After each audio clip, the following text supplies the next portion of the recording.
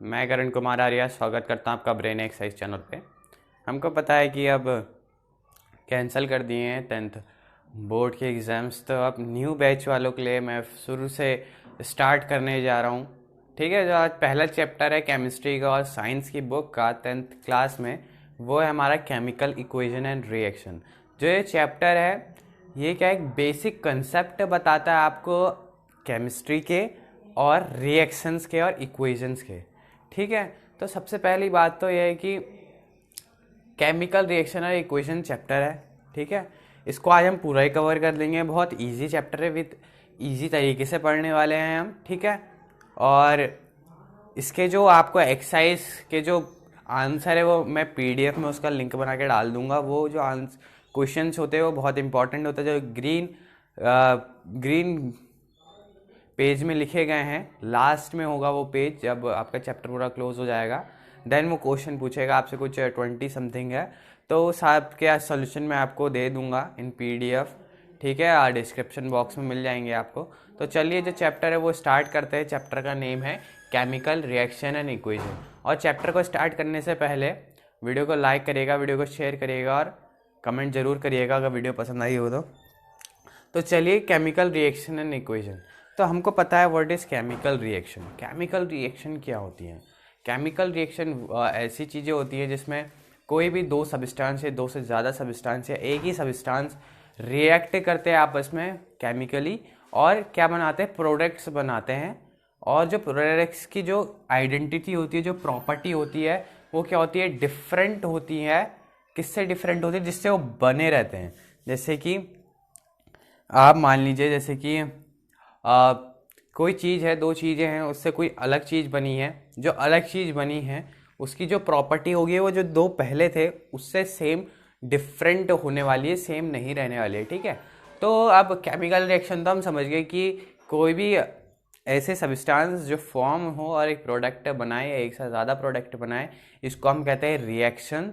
और ठीक है, इक्वेशन किसे कहते हैं फिर? Chemical equation. केमिकल इक्वेशन उस रिएक्शन को हम रिप्रेजेंट कैसे करते हैं, how we represent the chemical reaction by the help of their symbols, their names and the formulas of that substance. जैसे कि हमने कहा कि जो मैग्नीशियम रिबन है उसको हम यदि एयर में जला देता हूँ तो मैग्नीशियम रिबन बोले तो Mg, मैग्नीशियम।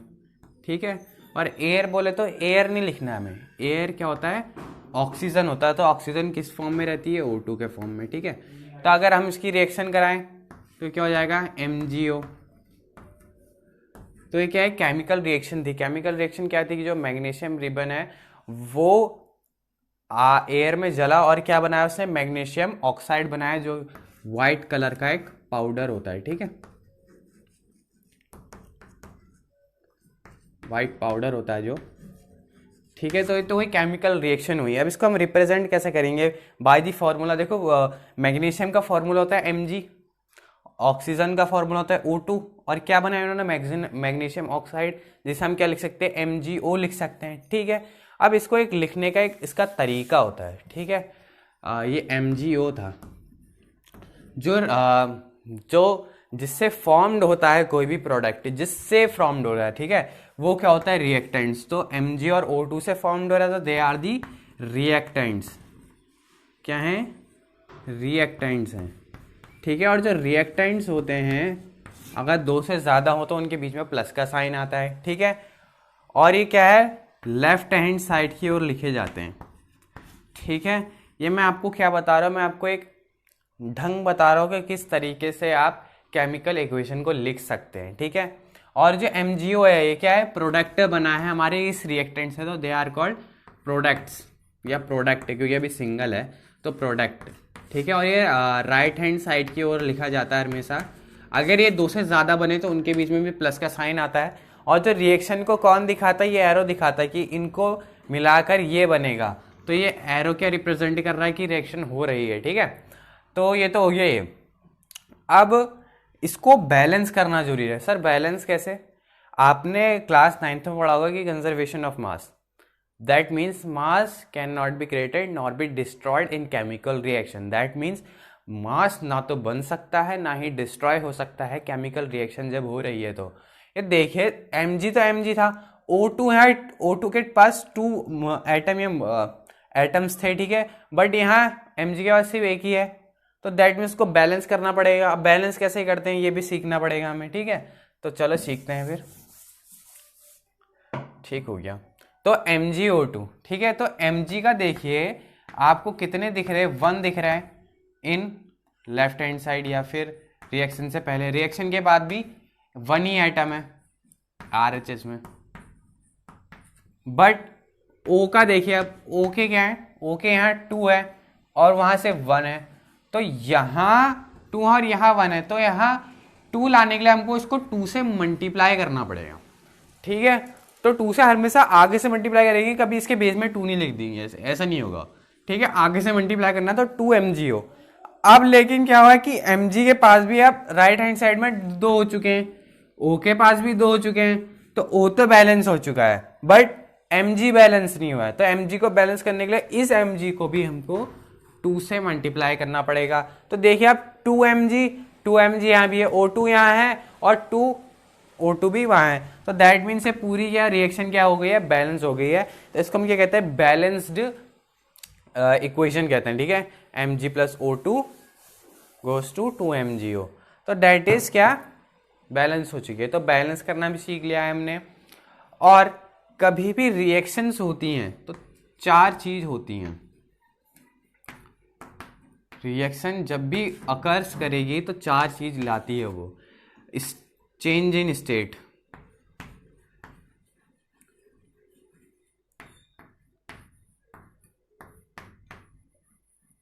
ठीक है, अभी उस पर डिस्कस करेंगे। चेंज इन कलर,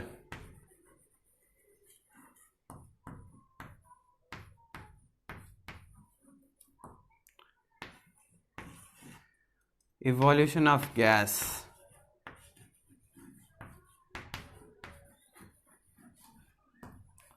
ठीक है, and next one is change in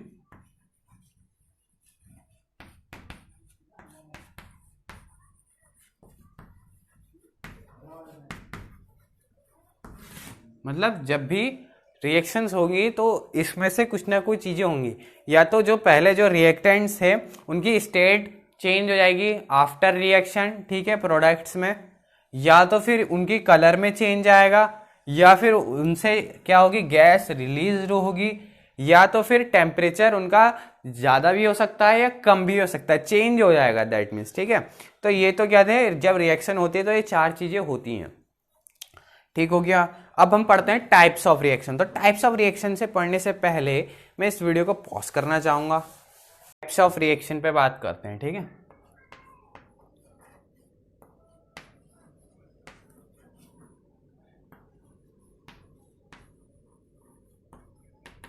तो देयर आर 4 या 5 भी कह सकते हैं, मेनली तो 4 होती हैं, वही पढ़ेंगे, और भी कुछ चीज़ें वो भी पढ़ेंगे, जैसे कि फर्स्ट होती है कॉम्बिनेशन रिएक्शन, आप पीछे से जोड़ते जाना, ठीक है, कॉम्बिनेशन रिएक्शन, सेकंड होती है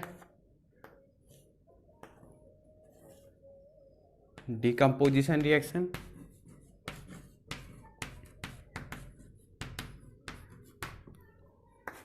थर्ड होती है डिस्प्लेसमेंट या सिंगल डिस्प्लेसमेंट भी कह सकते हैं आप उसको, and next one is double, फिर डिस्प्लेसमेंट रिएक्शन, ठीक है, तो इतनी टाइप की रिएक्शंस होती हैं, और एक और होती है रेडॉक्स रिएक्शन, जो भी हम आगे पढ़ लेंगे, ठीक है, उसमें कोई चिंता नहीं है। तो पहले हम पढ़ लेते हैं कॉम्बिनेशन रिएक्शन, बड़ी इजी तरीके से समझना है, ज़्यादा डीप नहीं घुसना है, ठीक है, कुछ मेन पॉइंट बताऊंगा उससे आपको चलना है, ठीक है। जो कॉम्बिनेशन रिएक्शंस होती हैं वो दैट टाइप ऑफ रिएक्शन होती है जिसमें 2 रिएक्टेंट्स या 2 से ज़्यादा, 2 रिएक्टेंट्स और मोर reacts to form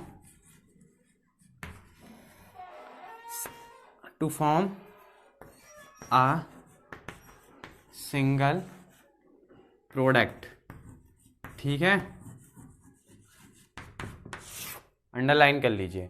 मतलब क्या है, दो रिएक्टेंट या दो से ज्यादा रिएक्टेंट्स रिएक्ट करेंगे टू फॉर्म, बनाने के लिए एक सिंगल प्रोडक्ट, मतलब इसमें एक ही सिंगल प्रोडक्ट बनेगा। इससे आप ध्यान में रख सकते हैं। इसका जो अदर नेम है, आप एडिशन रिएक्शन भी कहते हैं इसको, ठीक है, दैट्स अनदर नेम है। तो इसका एग्जाम्पल देख लेते हैं, ठीक है, what is the example of that. तो एग्जाम्पल, दो एग्जाम्पल देख के चलेंगे। एक होता है H2 plus O2 goes to H2O। अब क्या है, देखो दो रिएक्टेंट्स है, एक प्रोडक्ट बना, तो इनके नीचे लिख भी देना आप, they are the reactants and these are the products, ठीक है।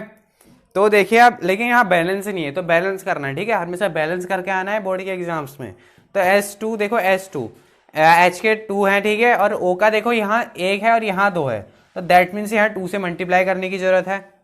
तो 2 से मल्टीप्लाई कर दिया तो H के पास तो 2 हो गया, लेकिन 2 2 से कितना होता है 4, तो H के पास तो 4 हो गया, लेकिन O के पास 2 यहाँ 2 है, तो दैट मीन्स यहाँ 4 है H के और यहाँ 2 है, तो दैट मीन्स यहाँ पे भी 2 से मल्टीप्लाई करेंगे तो 2H2 प्लस O2 और 2H2O, तो दैट मीन्स ये स्टेबल हो चुका है और ये बैलेंस हो चुका है, ठीक है। तो ये क्या है, एग्जाम्पल, एक अनदर एग्जाम्पल भी पकड़ लेते हैं। एक अनदर एग्जाम्पल्स क्या पकड़ सकते हैं हम,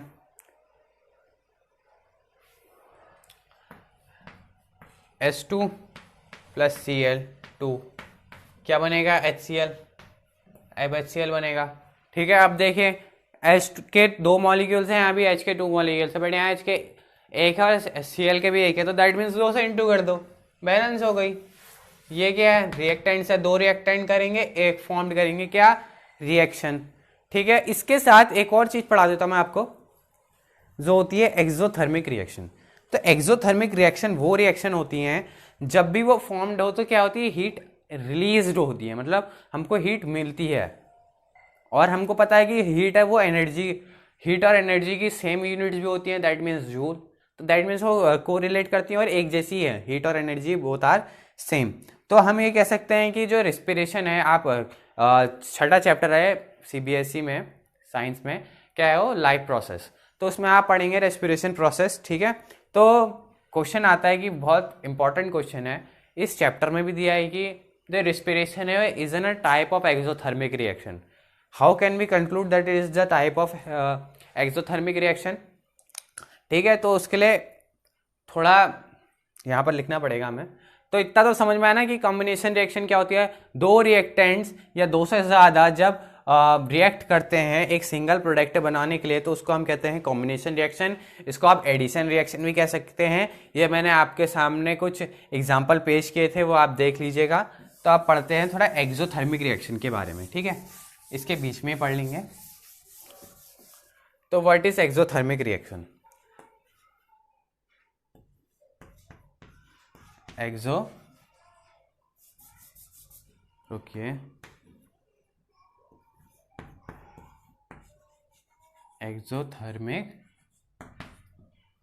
रिएक्शन, ठीक। तो एक्सोथर्मिक रिएक्शन ऐसी रिएक्शन होती हैं जिसमें क्या होती है, हीट रिलीज होती है। तो हमको पता है कि रेस्पिरेशन पे गए थे ना अभी हम, रेस्पिरेशन में आपको थोड़ा ऐसे ही बता देता हूँ, जैसे कि हमको जिंदा रहने के लिए क्या चाहिए होता है, एनर्जी चाहिए होती है ना, कुछ भी कार्य करने के लिए, कुछ भी वर्क करने के लिए। तो एनर्जी हमें कहाँ से गेन होती है, फूड से, जो हम खाते हैं, ठीक हो गया। और फूड ये खाते हैं हम, कोई भी चीज़ खाते हैं तो उससे हमको क्या मिलता है, कार्बोहाइड्रेट्स मिलता है। और कार्बोहाइड्रेट को जो हमारे अंदर एंजाइम्स हैं वो किस में तोड़ देते हैं, ग्लूकोज की फॉर्म में। और ग्लूकोज जब ऑक्सीजन ग्लूकोज के साथ मिलकर क्या बनाता है, तीन चीज़ें बनाता है। एक तो बनाता है कार्बन डाइऑक्साइड, एक बनाता है वाटर, एक बनाता है क्या, एक एनर्जी बनाता है, ठीक है। आप उसको ऐसे भी लिख सकते हैं, क्या है, C6H12O6 that is the glucose plus O2 that was the क्या, ऑक्सीजन। जब ये मिलते हैं हमारे बॉडी में तो क्या फॉर्म होता है, एक होता है CO2 फॉर्म प्लस होता है वाटर फॉर्म, ठीक है, और प्लस एनर्जी, तो देखो यहाँ पर एनर्जी भी फॉर्म्ड हो रही है जो हमें मिलती है, ठीक है। कोई भी खाना खाने से हमको क्या मिलती है, एनर्जी। और मैंने इससे पहले आपको बताया था कि एनर्जी और हीट क्या है, बराबर है। दोनों की एसआई यूनिट भी बराबर होती है, स्टैंडर्ड यूनिट, ठीक है। तो इसको बैलेंस आप खुद कर लीजिएगा, क्या होगा, ये 6 होगा, ये 12 होगा और ये 6 हो जाएगा, ठीक है। तो क्या है, 6H12O6 6CO2 6CO2 plus 12H2O। और दैट मीन्स यहाँ पर ये बैलेंस हो चुकी है। और यही क्या था, एक एक्सोथर्मिक रिएक्शन का एग्जाम्पल होता है जिसमें हमें क्या मिले, हीट या एनर्जी प्राप्त हो। जब भी हम किसी रिएक्शन कराते हैं तो हमें वहाँ पर एनर्जी मिली है, खाना खा के हमें क्या मिलती है, एनर्जी मिलती है नहीं। तो क्या है, एक्सोथर्मिक रिएक्शन है। तो कॉम्बिनेशन भी पढ़ ली हमने और साथ ही साथ एक्सोथर्मिक भी पढ़ ली, ठीक है। तो चले आगे को बढ़ते हैं अब हम।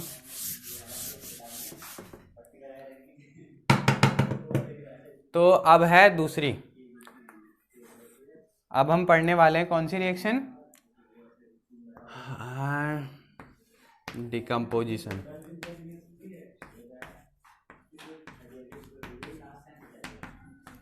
Decomposition reaction is that type of reaction in which single reactants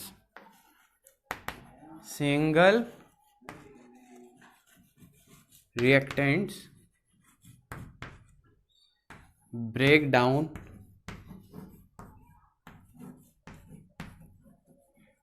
down by a medium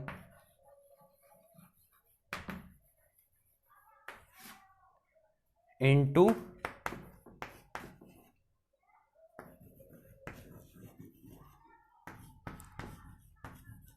more than one products।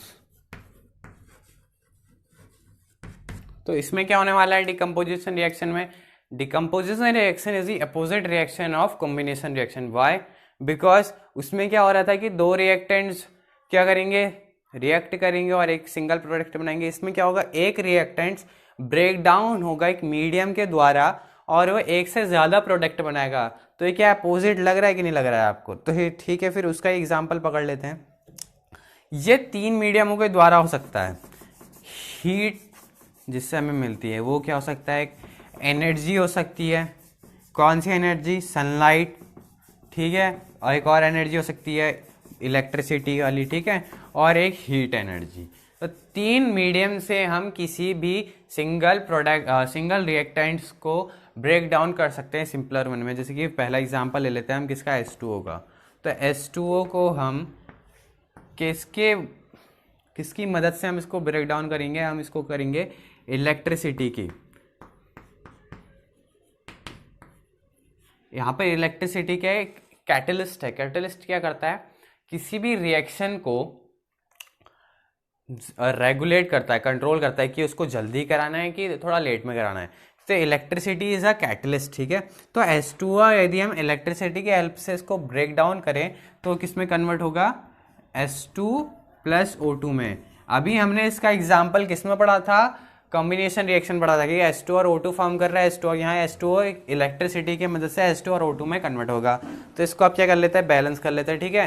तो O के यहाँ 2 मॉलिक्यूल्स है, 0 है, तो ये और यहाँ ये, तो दैट मीन्स ये बैलेंस हो चुका है। दूसरा एग्जाम्पल भी देख लेते हैं।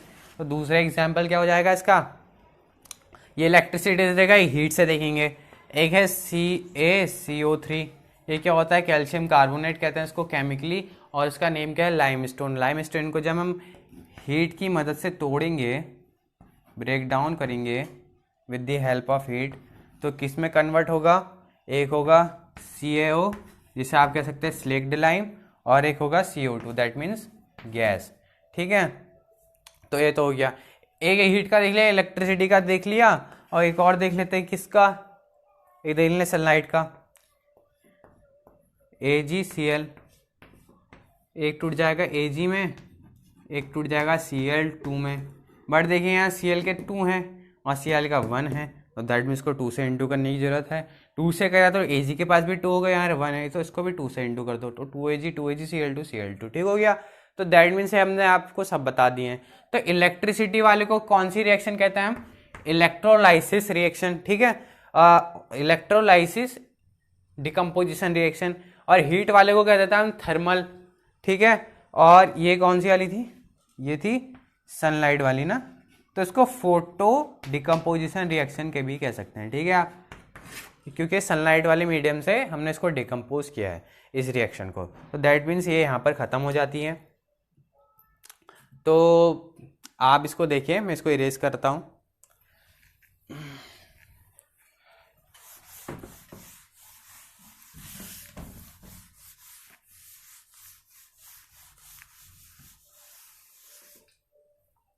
ठीक है, डिकम्पोजिशन रिएक्शन के को हटा के आप डिस्प्लेसमेंट रिएक्शन लिखते हैं। तो डिस्प्लेसमेंट आपको नाम ही समझ में आ रहा होगा कि डिस्प्लेसमेंट होने वाला है किसी का। इसमें क्या होगा, जो हाईली रिएक्टिव एलिमेंट्स होगा वो लेस रिएक्टिव एलिमेंट्स को उसके कंपाउंड से हटाकर उसकी जगह खुद बैठ जाएगा। ऐसे में समझ में नहीं आएगा, आपको एग्जाम्पल से समझ में आएगा, ठीक है। तो क्या है, एग्जाम्पल ले लेते हैं हम, जैसे कि क्या है, Fe है प्लस CuSO4 है, तो क्या होगा। अब देखो जो Fe है वो Cu से ज़्यादा रिएक्टिव होता है। रिएक्टिविटी सीरीज पढ़ी है आपने, वो शायद सेकंड चैप्टर में है, तो वहाँ आप देख सकते हैं, नहीं सॉरी थर्ड चैप्टर में मिलेगा आपको। तो रिएक्टिविटी सीरीज में यहाँ पर लिख देता हूँ, ठीक है। तो क्या है, ये होती है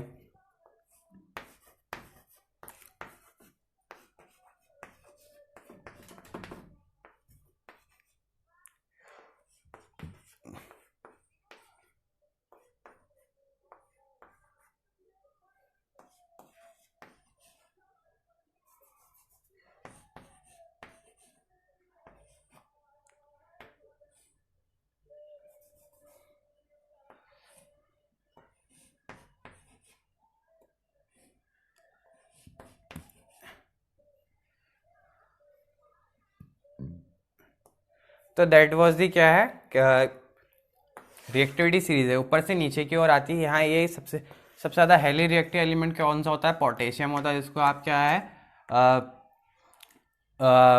के से दिखाते हैं, या हाईली रिएक्टिव एलिमेंट है। इसके बाद इससे सब कम आते जाते हैं। तो देखिए Fe कौन से नंबर पे आ रहा है, Fe यहाँ पर है, और Cu इससे क्या है, नीचे है। तो दैट मीन्स जो Fe है वो Cu से ज़्यादा रिएक्टिव है। तो दैट मीन्स ये Fe क्या है, Cu को डिस्प्लेस कर देगा। ये कॉपर सल्फेट के क्या कंपाउंड से, जो कॉपर सल्फेट कंपाउंड है, Fe उसकी जगह ले लेगा और Cu को अलग भेज देगा। तो दैट मीन्स क्या बनेगा, यहाँ पर Cu की जगह Fe लिख देना, ठीक है। FeSO4 प्लस Cu, तो दैट मीन्स एक कंपाउंड फॉर्म्ड होगा, ठीक है। और यदि आपको और एग्जाम्पल देखने तो इसके कोई संकोच नहीं करेंगे हम, ठीक है। तो क्या है, FeCuSO4, एक और ले सकते हैं हम, कौन सा लें,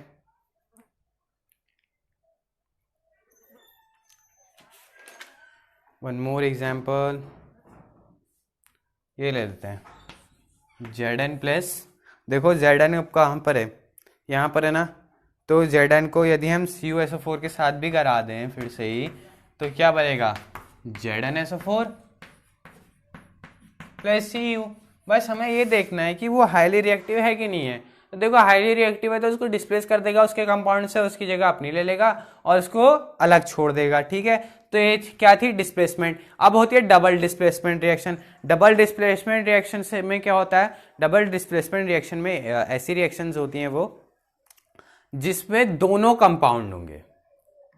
ये Zn भी किसी के साथ मिला रहेगा, ठीक है। दोनों कंपाउंड होंगे और वो दोनों क्या करते हैं, आपस में फेल बदल कर लेते हैं, ठीक है, और नया कंपाउंड बनाते हैं। जैसे कि आपको दिखा देते हैं हम, जैसे कि ले लीजिए आप AgNO3 प्लस NaCl, ठीक है। क्या बन जाएगा ये, AgCl प्लस NaNO3, ठीक है। देख लीजिए आप, देख लीजिए अब जो Ag है वो Cl के साथ बैठ गया और ये Na वो NO3 के साथ बैठ गया, ठीक है। तो दैट मीन्स इसमें क्या होता है, जो एक वाटर सोल्यूशन होता है उसमें जो कंपाउंड से अपने आयंस का एक्सचेंज ही कर लेते हैं, ठीक है। तो that means this was a double displacement reaction, इसमें दोनों ही कंपाउंड होते हैं। डिस्प्लेसमेंट रिएक्शन में क्या होता है, एक एलिमेंट होता है और एक कंपाउंड होता है, but displacement double displacement reaction में दोनों ही क्या होते हैं, कंपाउंड्स होते हैं, ठीक है। ठीक हो गया।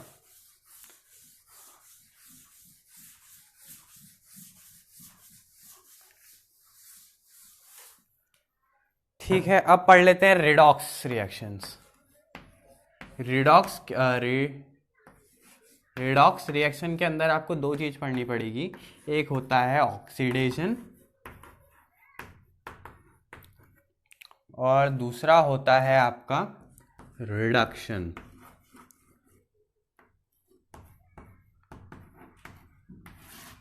ऑक्सीडेशन के बारे में पढ़ लेते हैं, ऑक्सीडेशन की प्रॉपर्टीज, ठीक है। तो oxidation, what is oxidation? Oxidation वो रिएक्शंस होती हैं, रुक जाइए चौक थोड़ी अच्छी नहीं है। ऑक्सीडेशन में क्या होगा, ऑक्सीजन का गेनिंग होगा, ऑक्सीजन गेन होगी हमें, ठीक है। और किसका लॉस होगा, लॉस होगा हमें हाइड्रोजन का, हाइड्रोजन का क्या होने वाला है, लॉस। और रिडक्शन में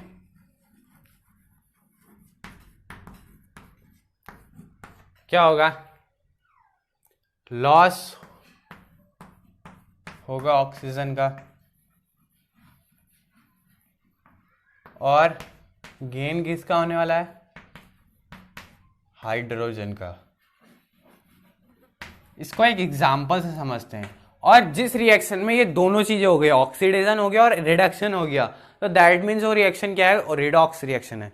तो इसको एक एग्जांपल से समझ लेते हैं। एग्जांपल ले लेते हैं, CuO copper oxide plus H2 क्या फॉर्म्ड होगा, फॉर्म होगा Cu प्लस H2O, ये फॉर्म्ड हो जाएगा। तो दैट मीन्स देखिए, आपको समझिए, देखो यहां ऑक्सीजन था कॉपर के साथ, बट यहां ऑक्सीजन नहीं आया, ये क्या हो गया, ये क्या हुआ, ये रिडक्शन हुआ है कि नहीं हुआ है, रिडक्शन हुआ है। ऑफ कोर्स देखो लॉस ऑफ ऑक्सीजन होना चाहिए, तो यहाँ ऑक्सीजन था बट यहाँ ऑक्सीजन नहीं है कॉपर के साथ, तो यहाँ पर क्या हुआ हमारा रिडक्शन।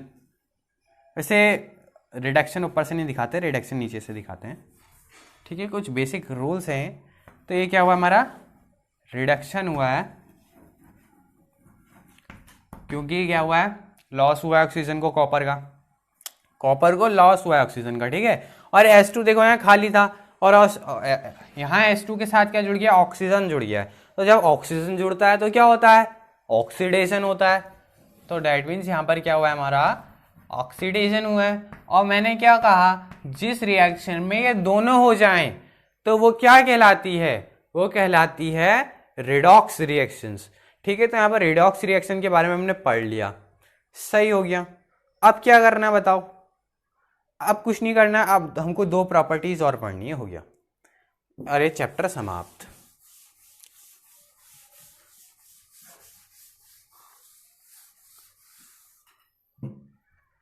अब वो क्या होती है, कोरोजन,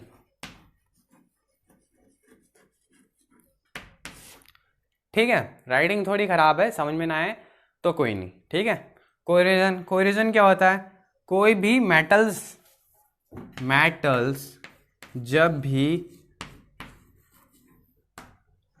रस्टिंग ऑफ आयरन हो रहे हैं, जब भी हम किसी भी आयरन्स को या आयरन लाइक मटेरियल्स को हम ऐसे ही छोड़ दे बाहर एयर में, एटमॉस्फेयर में, तो उसमें कुछ दिनों बाद ब्राउनिश कलर की, ब्राउनिश रेड कलर की कुछ लेयर जैसी जम जाती है, उसको क्या कहते हैं, रस्टिंग ऑफ आयरन। तो कोरोजन भी उसी प्रकार का है। जैसे कि आपने देखा होगा कि कॉपर के ऊपर ग्रीन कलर की परत जम जाती है और सिल्वर के ऊपर ब्लैक कलर की। तो एक क्वेश्चन आता है इससे बोर्ड एग्जाम में, ठीक है। तो वो क्वेश्चन क्या है कि हम पेंट्स क्यों करते हैं, कोई भी मेटल्स के ऊपर हम पेंट्स क्यों करते हैं, क्योंकि जो पेंट्स होता है वो क्या होता है, एक ऐसा प्रोटेस्ट करता है इस कोरिजन प्रॉपर्टी के खिलाफ जो उसे कोरिजन करने से रोकता है। बस पेंट क्या एक प्रोटेस्टर है against the corrosion process. Corrosion क्या प्रोसेस होती है, जो किसी भी मेटल्स को क्या कर देती है, उसकी जो प्योर फॉर्म है उसको बिगाड़ देती है, ठीक है, अनप्योर फॉर्म में ले आ देती है। और कोरिजन हो चुका तो रेंसिडिटी पढ़ लेते हैं हम, जो दूसरी थी। What is rancidity? रेंसिडिटी एक ऐसी प्रोसेस है, प्रोसेस तो नहीं कहेंगे, जैसे कि आप खाते हैं ना कि फैट और ऑयली चीज़ें खाते हैं, कोई भी चिप्स लाइक, ठीक है। यदि आप उसका पैकेट फाड़िए और उसको कुछ देर 5 या 10 मिनट यदि आप एयर में रख दीजिए, तो फिर आप उसका टेस्ट करेंगे तो आपको उसकी जो स्मेल्स होगी और जो उसका टेस्ट होगा डिफरेंट लगेगा। क्यों लगेगा? क्योंकि वो ऑक्सीडाइज हो जाती है। ऑक्सीजन क्या करती है किसी भी फैट और ऑयली सब्सटेंस के साथ, वो ऑक्सीडेशन प्रोसेस करती है, उसमें ऑक्सीजन जोड़ देती है, और ऑक्सीजन जोड़ने के बाद जो स्मेल्स होती है फैट और ऑयल्स वाली चीज़ों की, और जो उसका टेस्ट होता है वो बेकार कर देती है, उसको हम कहते हैं रैंसिडिटी, ठीक है, दैट इज कॉल्ड रैंसिडिटी। और तो इसके लिए कुछ चीज़ होती होगी, इसके लिए जैसे ऑक्सीडेशन है, वैसे ही जैसे वायरस के लिए एंटीवायरस आता है, वैसे ही ऑक्सीडेशन के लिए कोई एंटीऑक्सीडेंट्स होंगे। हम जो पैकेट्स हैं, जैसे कि चिप्स की पैकेट्स जो लेस होता है उसके अंदर क्या भरी जाती है, एंटीऑक्सीडेंट्स। एंटीऑक्सीडेंट किसको कहते हैं हम? नाइट्रोजन को। नाइट्रोजन भरी जाती है किसी भी चिप्स के अंदर, क्योंकि वो ऑक्सीजन को क्या कहती है, प्रिवेंट करती है ऑक्सीजन को रिएक्शन करने में उस चिप्स के साथ, ठीक है। तो इसीलिए वो नाइट्रोजन को जोड़ा जाता है, क्योंकि वो किसका काम करती है यहाँ पर, एंटीऑक्सीडेंट का, ठीक है। वो ऑक्सीडेशन प्रोसेस नहीं होने देती यहाँ पर, एंटी ऑक्सीडेशन का, एंटीऑक्सीडेंट, ठीक है। तो यहाँ पर ही हमारा जो चैप्टर हो जाता है वो हो जाता है ख़त्म। यदि आपको वीडियो पसंद आई होगी तो लाइक करिएगा, शेयर करिएगा, कमेंट करिएगा और सब्सक्राइब करिएगा ना भूलिएगा। तो इसका आप स्क्रीनशॉट से क्या लेंगे, मैं आपको नोट्स भेज दूंगा।